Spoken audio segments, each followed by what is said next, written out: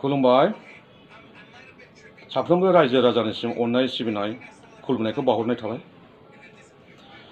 जों नुगासिनो दं प्रेस मिडियायाव साफ्रोमबो रायजो राजायाबो नुगासिनो दं। दासान्दि जोंनि माखासे पलिटिकेल पार्टिनि दैदेनगिरि, माहारि आफादनि दैदेनगिरि, नन गभर्नमेन्ट आफादनि दैदेनगिरिफ्रा माखासे बाथ्रा दान्थेलायनाय, गावसोरनि मिशन भिजनखौ लानानै, गावसोरनि पार्टिनि खोथा लानानै बाथ्रा दान्थेलायनायाथ' मोजां खोथा। जोंनि डेम'क्रेटिक कान्ट्रियाव बुंनायनि मोन्थाय दङ हिसाबै बाथ्रा दान्थेलायनायाव अरजाया, जेबो नङा। नाथायबा जोंनि दैदेनगिरिफ्रा गावजों गाव पार्सनेल एटाक खालामनाय, खोनासंथाव जायै गाज्रि गाज्रि खोथा बुंनाय, बेफोरथ' आरजाथावै खोथा बुंनाय, गनायथावा बेफोरबायदि खोथाखौ बुंनाया मोजां जायाखै।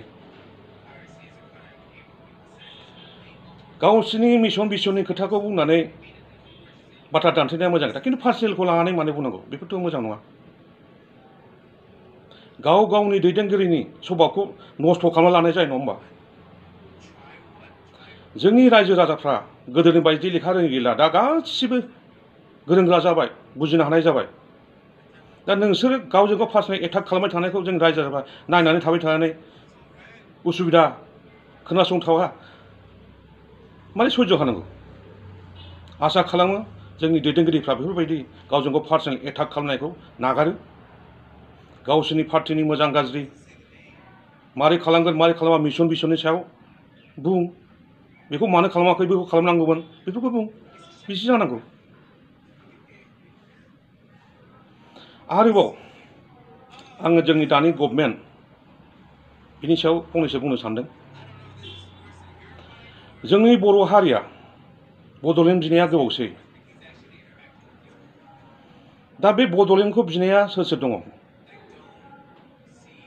भलन्टियार फर्स, VLT, NDFB, एबसु, गोबां, नङा होमबा? गुबुन हारिफ्रा फैजोब्बाय, जोंनि हाखौ आवग्रिनानै लाबाय होननानै जों बड'लेण्ड बिदों। नाथाय दा हाइ कर्टनिफ्राय ट्राइबेल बेल्ट ब्लकआव एभिक्सन खालामनो नन प्रटेक्टेड क्लासखौ अर्डार हरदों। थेवबाबो एभिक्सन खालामाखै मानो? जुदि दानो जों एभिक्सन खालामना लाया, 10-15 बोसोरनि उनाव मा जाहैगोन? ओरैबायदि बारायगोन, जों बिसोरनि खोथाखौ, बिसोरनि एभिक्सननि खोथाखौ जों बुंनो हानाय नङा बायदि जों जाहैगोन। दानो जों जुदि बिसोरनि भट नङाबानो जोङो गभर्नमेन्ट सालायनो हाया होननानै थायोब्ला जोंनि इयुनाव मा जाहैगोन? जोंनि इयुननि गथ' गथायफ्रा सावगोन, जोंनि गोदोनि फुराना लिडारफ्रानो गासिबो बेफोरखौ खालामाखै होननानै गालांगोन। दा जोंनि BTCनि लिडारफ्रा सोर दं? दा गासिबो आन्दालन खालामग्राजोब। VLTखौ लानानै होन, NDFBखौ लानानै होन, एबसुखौ लानानै होन, गासिबो जों लिडारजोब। दा जों लिडारफोरखौ मा होननांगौ जायो? लिडारफ्रा सासेबो थिग नङासो होनांसिगोन जों बिदिबा। दा टाइम मोननायावनो, नैबे हाइ कर्टनिफ्राय अर्डार मोननायावनो एभिक्सन खालाम। जोंनि अपोजिसन पार्टियाबो एभिक्सननि खोथाखौ लानानै पलिटिक्स खालामनाया मोजां, आं गुरै खावलायो। गोख्रैनो एभिक्सन खालामनांगौ। आं अल आसाम ट्राइबेल स्टुडेन्टनि प्रेसिडेन्ट हिसाबै दायथ' दं हिसाबै आं खोथाखौ बुंदों। लोगोसे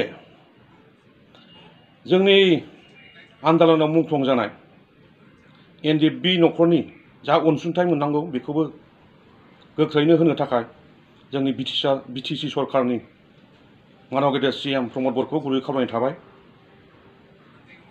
लोगोसे दाख्लैसो बावै जोंनि झारबारियाव माखासे NGOआ सासे सुबुंखौ खर'आव गुलि गावनानै बुथारनाय जादों। बेखौ डिस्ट्रिक्ट लेभेल कमिटि दादोंमोन, बिनि रिपर्टखौ दाबो मोनाखै। बिनि रिपर्टखौबो होनो थाखाय गुरै खावलायनाय जाबाय। लोगोसे दाख्लै चिरां डिस्ट्रिक्टआव रुनिकाटा सान्तिपुर एरियायाव दंफां खावनाय जाथायाव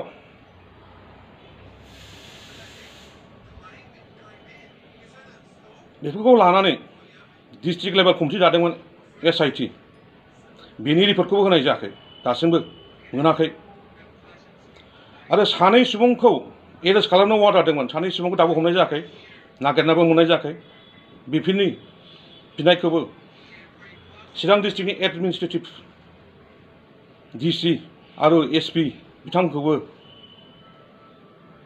गुरैयै खावलायनाय थाबाय लोगोसे আমার চিরাং ডিস্ট্রিক্টৰ SP ডাঙৰীয়া ছাৰ আপুনি মোক কৈছিলে এদিনা আপোনাক লগ ধৰিছিলোঁ আপুনি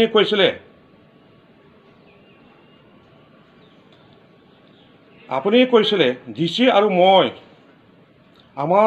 আমাৰ চিৰাং ডিস্ট্ৰিক্টত যিমান 2 নম্বৰী কাঠ মিল আছে DC আৰু মই যাই পিনি সব ইভিকশ্যন কৰিম সব উঠাই লৈ আহিম এনেকুৱা কৈছিলে আকৌ মোক কৈছিলে আপুনি কাকো নক'ব এই ধৰণৰ আশা কৰিছোঁ আপুনি সোনকালে এই কাঠ মিলকেইটা উঠাই লৈ আহক এইটো অনুৰোধ জনাইছোঁ থেংক ইউ